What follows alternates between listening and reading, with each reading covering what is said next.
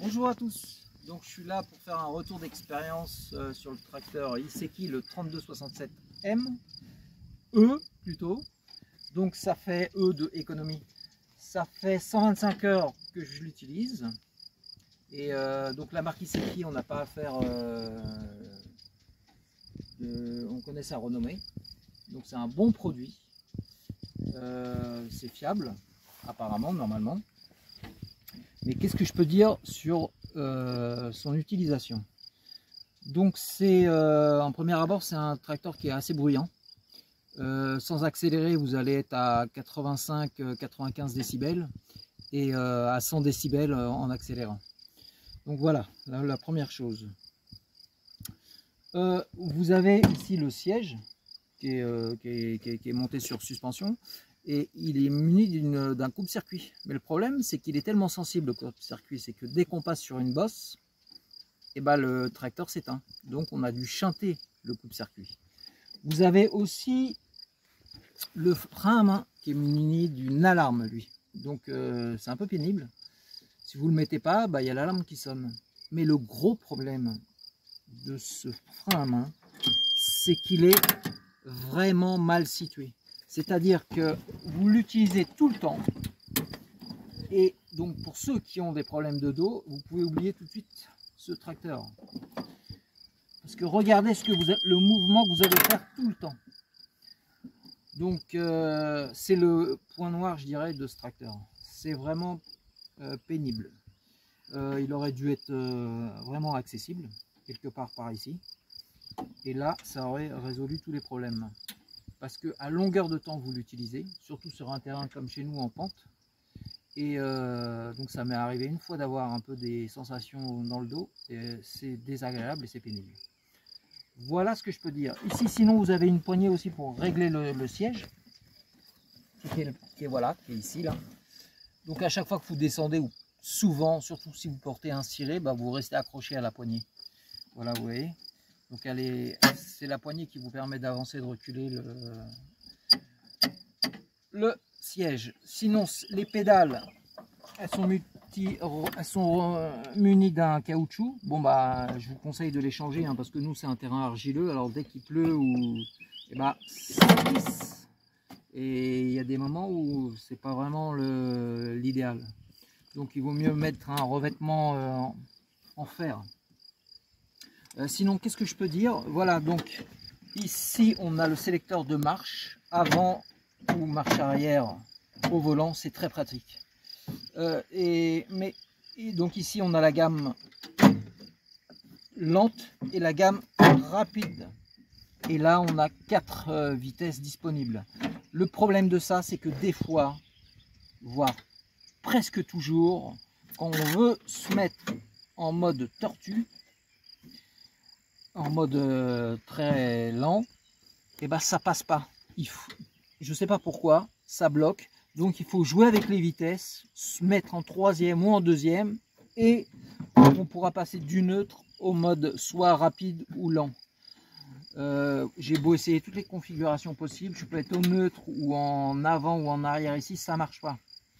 C'est vraiment le plus souvent ça passe quand on est en troisième. Alors quand on veut utiliser la première, faut se mettre en troisième, repasser en mode lent et après revenir en première. Donc c'est un peu pénible.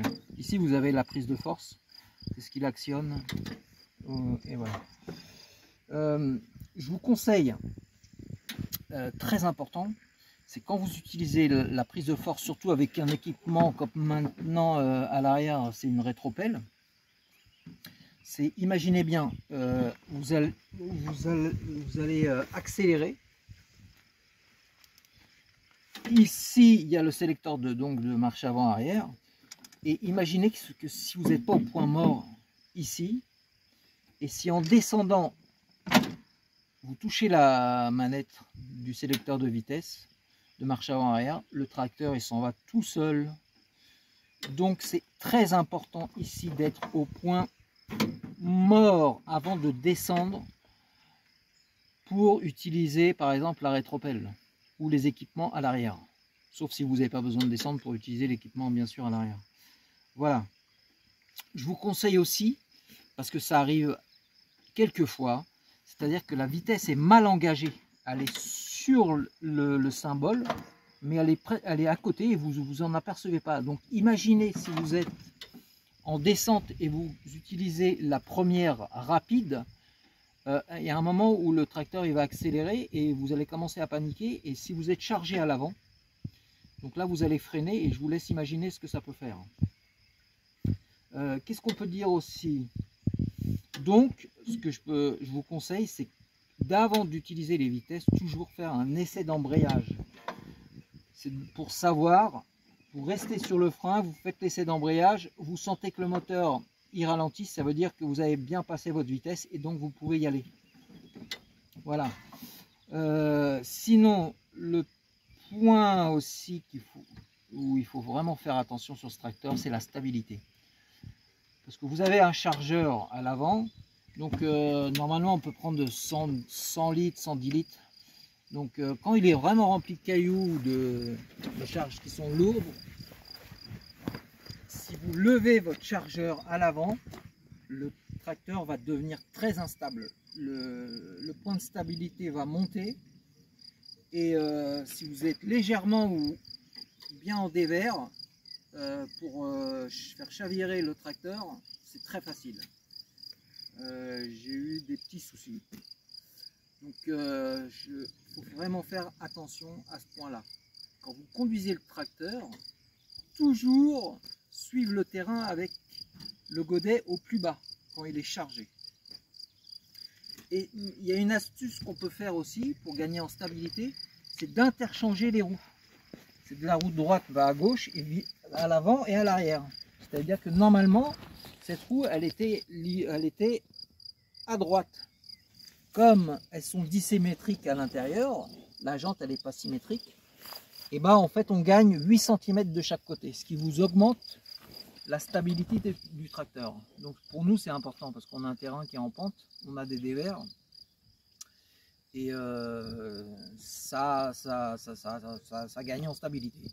Donc c'est beaucoup mieux. Sinon il y a un autre point qui est embêtant sur ce tracteur. C'est pour ceux qui n'ont pas de chargeur, il n'y a pas de problème.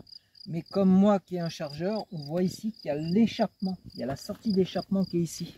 Donc c'est-à-dire qu'à chaque fois, elle est là, à chaque fois que je vais travailler à l'avant, parce que par exemple je veux décharger des cailloux à la pelle, et ben je vais devoir couper le chargeur, le tracteur. Parce que sinon je vais me prendre tous les échappements dans la tête. Voilà. Donc, sinon, vous faites votre plein de gasoil ici. Bon, je suis un peu plus embêté avec le bras du chargeur.